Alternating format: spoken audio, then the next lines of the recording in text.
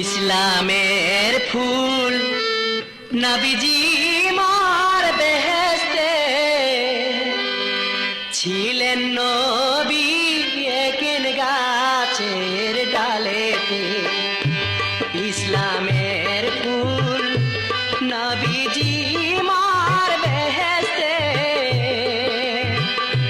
ছিলেন নবী একেন গাছের ডালেতে।